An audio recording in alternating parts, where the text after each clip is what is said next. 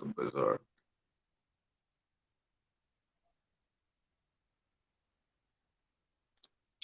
What you need in the building? How's everybody doing? So we're going to talk a bit about, we'll talk a little bit of boxing overall, but we're going to talk particularly about what you see scrolling at the bottom of the screen.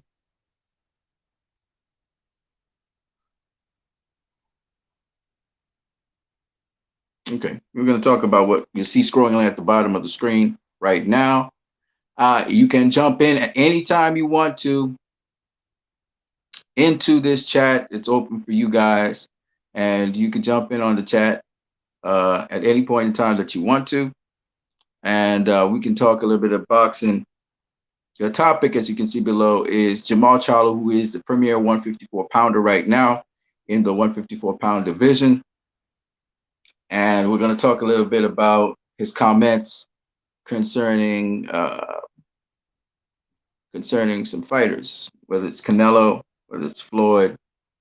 Well, of course, Canelo's at 168. He said a particular set of comments about Canelo and Floyd. So let's just update everybody on this topic here, right? So bizarre. Like, what the fuck is going on? Hey,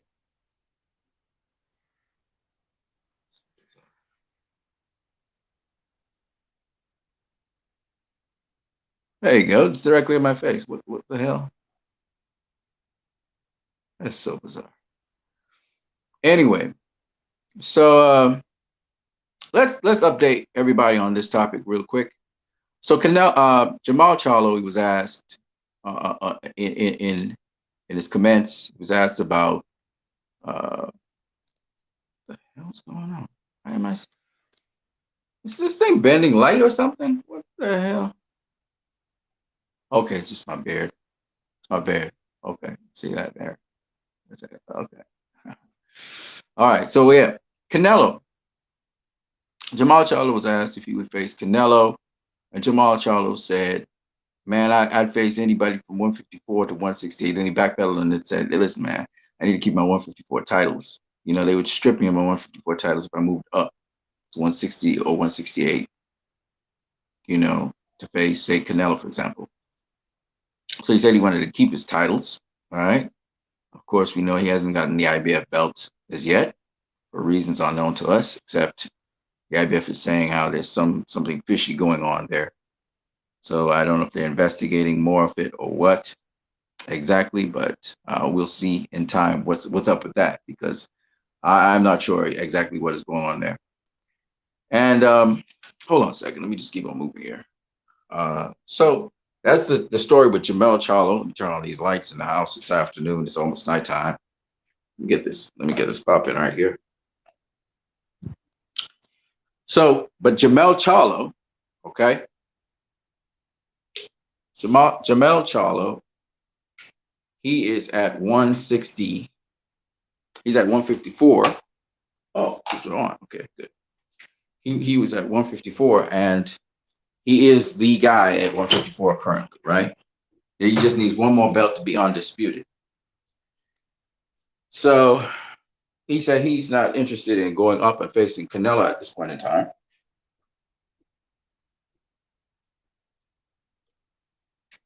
Canelo's at a different weight class. He wants to stay the dominant guy in that weight class.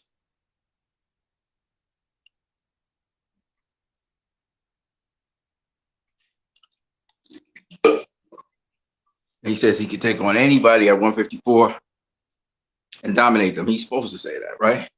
And then he goes on to say that he calls out Mayweather. He literally calls him out. And he's like, I studied this dude. And he said, instead of facing a Logan Paul, why don't you face me? And he said his brother thinks that, by him saying that, he's being desperate, and he's calling out Mayweather in desperation. He said he ain't got no desperation. He's just saying, Logan Paul's a whack fight, which is true. And come out of retirement, face me, at 154. So I think a lot of people, going in on Jermell Charlo for saying that. And some people confused. I saw people online confusing Jermell Charlo with Jermell Charlo. Jermell Charlo is not the same guy as Jermell Charlo. Jermell Charlo is not the same guy as Jermell Charlo. So that's the first thing you need to realize. The second thing you need to realize is that Jermell Charlo is uh, almost undisputed. He has basically three of the four belts. Of course, the IBF is playing fool right now, but he has three of the four belts that are necessary to be undisputed. So Jermell Charlo is pretty much in the driver's seat when it comes to the key 154 pounder right now. He just isn't undisputed. So Jermell's calling out Floyd, which it sounds pathetic, but really when you think about it, he's just hungry. He wants to step up to the next level and do some really impressive things. And you can tell he's itching at the seams to do that. Which, I mean, it's good to see him hungry, at least, you know. But he said he's not going up to 160 yet. He's staying at 154 at the moment. And his brother's at 160. That's Jamal. So there's Mal and Mel. All you got to remember is Mal and Mel. They start off with Jer, but Jamal is the older brother of the two.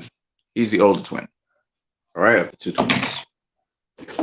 And Mel is the younger of the two twins. He's the smaller one, they say. Well, he's the smaller one because obviously he's at the lower weight class right now. Mal is the bigger one because he's at the higher weight class, right? But they're more or less the same. But I'm not mad at Jermell. Like I'm not mad at him for wanting to face Floyd. And people say, well, it would be for the money. I don't think it's for the money. I think he really wants to make a name off the bigger guy. And right now in his division, there are guys that he should face. There's J Rock. He has not faced J Rock. He has not faced. He hasn't faced the guy that J Rock beat. I forgot what his name is.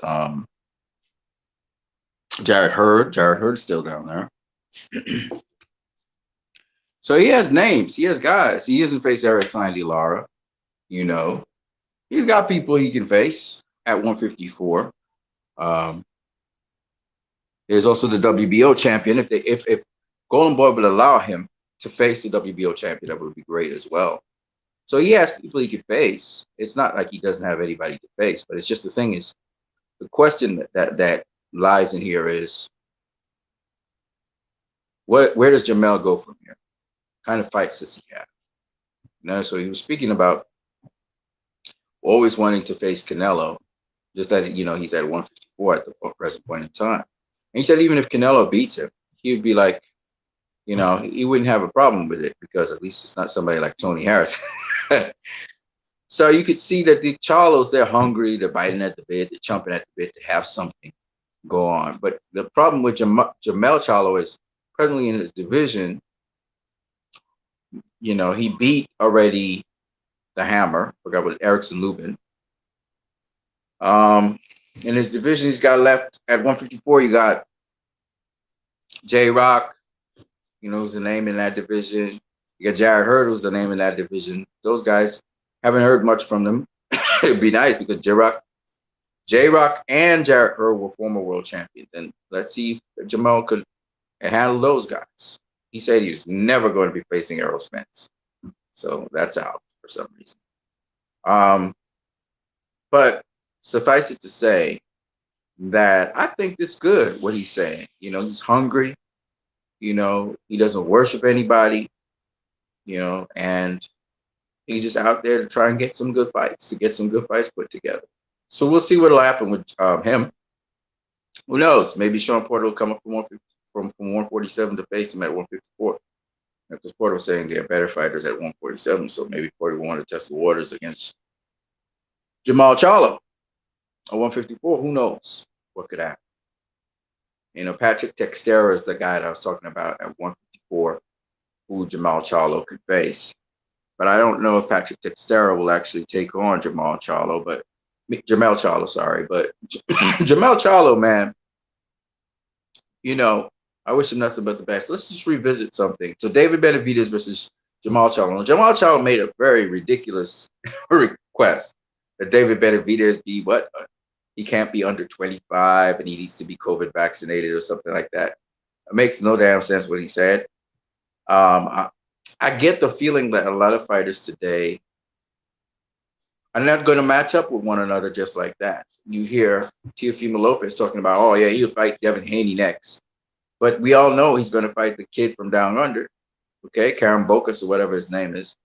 Um, I mean, just a show. It's just a show. Nobody's serious. Ryan Garcia, I don't know if he's still facing Tank. Just a show. And these guys are just like doing a lot of flapping, gum flapping, but no action to back up what they say. You know, Tyson Fury's trying to get out of his fight with Deontay Wilder. Why, I don't know. And to me, that's pitiful.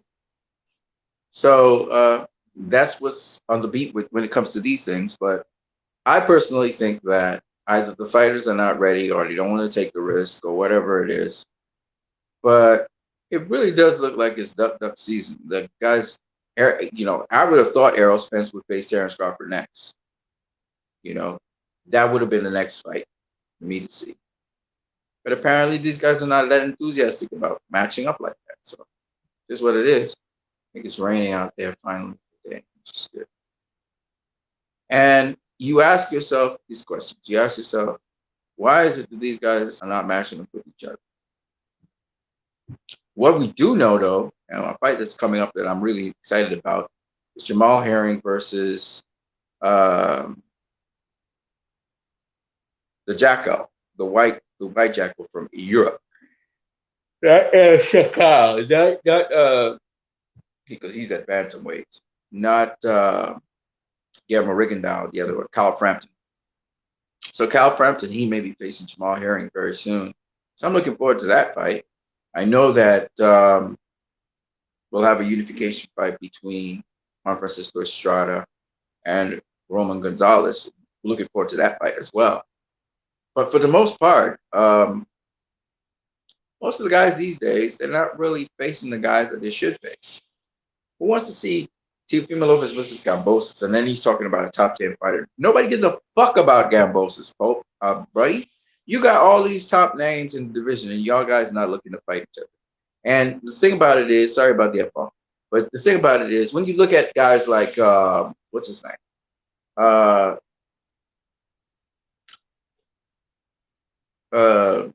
You got all these top names, these stellar guys in the division. I mean, I'm not mad that they're not facing each other right now, but it's the way and the manner in which they talk so boldly. They talk all this talk. And then at the end of the day, after talking all this talk, they're not doing anything. They're giving us nothing, you know. And sometimes that's annoying as fans because you have this division littered with all this talent, all this ability, all this skill. And none of the skilled fighters want to face each other. And you say, well, why are they in the same division? Why have you come in this division? If you didn't want to face the best, why are you in the division? Especially you ask yourself that question. You know, now if Teofimo Lopez goes on to face some top tier guy, not Karen Bosas, but some top tier guy, great. But I mean, all this talk Teofimo Lopez talking about you can beat Devin Haney. Devin Haney's nothing, but you're not facing him. That really doesn't look good. It doesn't look good. And then Devin Haney seems to be a guy that's shunned by almost everybody in the division right now. Everybody's making excuses to face him.